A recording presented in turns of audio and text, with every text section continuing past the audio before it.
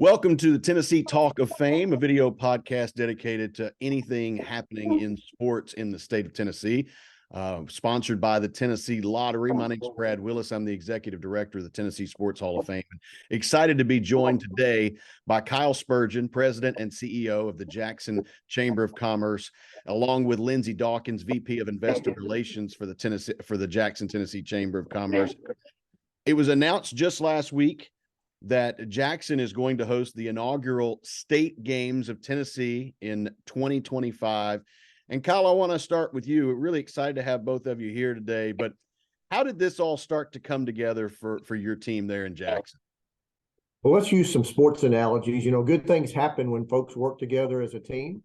And when you put all-stars on your team, and Lindsay's, she's getting tired of me throwing accolades her way, but I want to tell you literally what happened. So here at the Greater Jackson Chamber, her office is right next to mine. And probably 3 or 4 times a day, Lindsay walks, "Hey, I got a question. Need to ask you something." It's become something we laugh about a lot. Well, on this particular morning, Lindsay, I guess it was in October, she said, "Hey, would you mind if I pursue the state games?" Because it's not in her job description, as most of our teammates here, they're very versatile. We do a lot of different things. She said, "Would you mind if I pursue the state games?"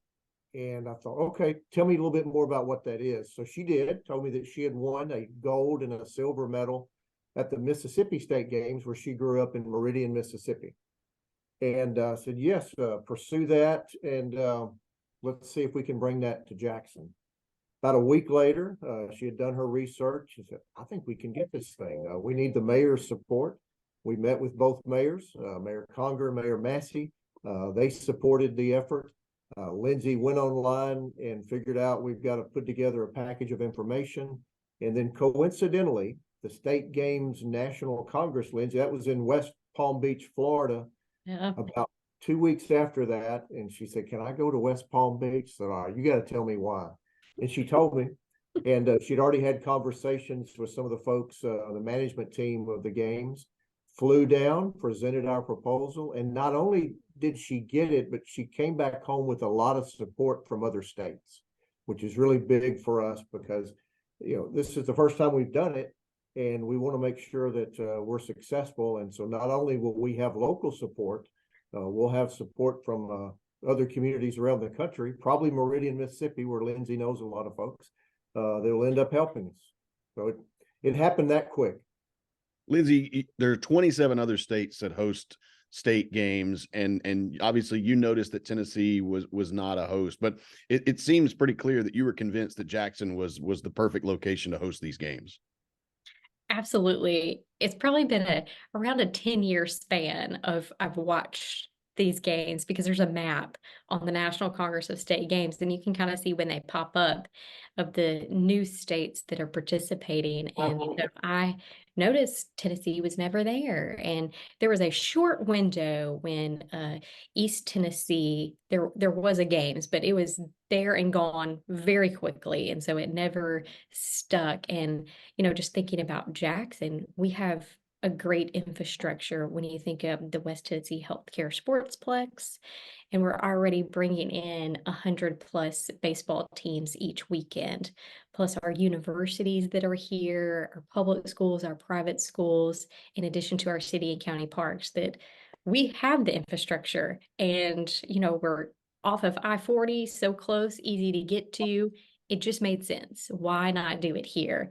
And it ends up that it actually, state games, they work better in smaller towns. They've seen better results in smaller towns as opposed to larger metro areas.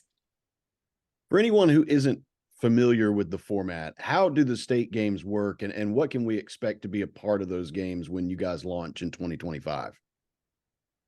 Yeah, it is an Olympic style multi-sport events. And this will be an annual thing. And the beauty of it is we kind of get to pick and choose our sports. We have a list from the National Congress of State Games that an approved list, and we have to have 10 of those approved sports. And then anything on top of that, we can literally make up a sport if we wanted to. And so for the first year, we're going to keep it smaller with up to 15 sports. And your traditional, softball, baseball, basketball, soccer, of course, pickleball, that's up and coming, to even things like disc golf and some trail runs and tennis, and even a sport that isn't very popular, but we have the course here, wedge golf. And so we intend to add sports each year. And so if you don't see your sport on it the first year, just wait. We're going to add to it each year. And the good thing is that these sports are for a variety of ages and demographics, that some are youth, some are adults. Under the softball, we'll have an adult softball league as well. And so it's for everybody, and not just Jackson and West Tennessee, but the whole state. And you mentioned the infrastructure being in place to hold these games in Jackson. What are the next steps for your team, and what do those look like as you guys build towards 2025? There's a lot of things that are taking place right now. We're actually working with our city and county parks department, our mayors, and we're actually building up an inventory list, and even thinking outside of just parks and schools, but other areas that could host like archery, different places like that. And we're building our list to add on to 2026 and 2027 and what that will look like. And then working on first of the year of getting our logo designed, getting our website up and running, because obviously we'll need to drive people to a place and then have registration. Our goal is November of 2024 that we can start signing people up for the 2025 games. And we have an advisory board and some task force that are also of community leaders, mayors, lots of different folks who are excited about the games and helping to really be the legs and the arms and all parts of the body just out and about and helping putting these games on. This is the Tennessee Talk of Fame presented by the Tennessee Lottery, video podcast focused on sports in the state of Tennessee, joined by Kyle Spurgeon and Lindsay Dawkins of the Jackson Chamber, following the recent announcement of the inaugural state games in Jackson in 2025. Kyle, when you look at an event like this, I'm sure you're calculating potential economic impact and what that would mean for Jackson. Yeah, we and everyone knows West Tennessee now is one of the hottest spots in the country. And there's a lot of people looking at West Tennessee to invest money. And it was precipitated by the Blue Oval announcement a couple of years ago. That project is near, they'll be open in 25. There are people moving here from around the world. And Jackson, for us to continue along that trajectory, we have to continue to improve our quality of life here. So we're doing that. We're taking care of those residents who are here. That's an even better. Each day brings things that we're doing that make this a better place to live. But to attract people from around the world and around this country, we have to have things like the state games in place. It puts us on the map, if you will. I mean, it's one thing for us to market to folks in Detroit or Kansas or Europe about moving to Jackson to be a part of the industrial growth here. But when you get to experience it firsthand, that makes the sales much easier. So there's that. And then plus the economic impact, the numbers will increase each year because obviously folks stay in hotels, they eat at restaurants, they're going to buy gas, all of those things that we talk about when we look at economic impact. And Lindsay, I think in Mississippi, it's up to $12 million a year now. Right. From They started in 1992, so those are established games, but their last economic impact report, $12 million of what they brought back to the state as far as hotel, restaurants, and shopping. And when you think about the athletes coming, there's a multiplier. They're bringing their family, they're bringing siblings. And so it will just continue and continue to grow. And different games bring anywhere from 3,000 to 15,000 athletes to the games. So Obviously we'll start small, but we'll continue to grow, and hopefully one day we can get to $12 million. Yeah, and Jackson is an area that is primed for continued growth. I mean, what are the things that you want people to know about Jackson, Tennessee, as you guys continue your work there every day? We tell people we're obviously located right on Interstate 40. When you look at this community, you can live here and have access to so many amenities across this state. We're an hour from Memphis, 2 hours from Nashville. Well, obviously, both of those are day trips. You can live here and in 7 hours be at the beach, or 5 hours be in the mountain.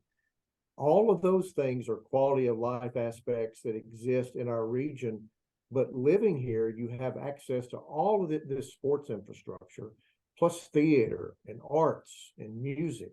We're the largest city between Memphis and Nashville. But here, I go back to the symphony.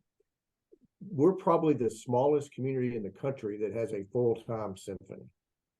And so this community has done things over the years. We like to punch above our weight. Until the minor leagues got rid of several teams, we were the smallest market in AA in the country. And so that's what we strive to do. So these state games, as Lindsay said, they thrive in smaller communities, but those smaller communities are usually either, Meridian, I think it's about 30,000 people, Jackson, 68. But you've got to have the infrastructure to do it and the leadership. And so those are two things that we have here. I have no doubt this will be successful. And as Lindsay said, we're going to start small, but by the time we get to 2030, this will be a really big event. And as she said, it's not just for Jack. This is a state event. We want folks from Maryville, Kingsport competing against individuals and teams from Memphis and Jackson and Lake County. And so that's a neat thing about it, in that you can compete under your name, or you could be a team from McMinnville that comes here and competes against a team from Paris. And so it just establishes those rivalries. Well, I want to thank you both for being with us today, and we wish you luck. This is really exciting. The inaugural state games of Tennessee will begin June of 2025 in Jackson. Where can people find out information if they want to learn more about the state games of Tennessee that will start in 2025? Yeah, and in the interim, before we get our website up and going, is to contact me, L. Dawkins at jacksontn.com, and I can field any questions or answer anything, or even pass along, if I don't know the answer, to our team who's working on this and getting people plugged in. And we would love to hear from people. It's going to take volunteers and sponsorship dollars and teams that are interested to come make this successful. So I would encourage people to reach out.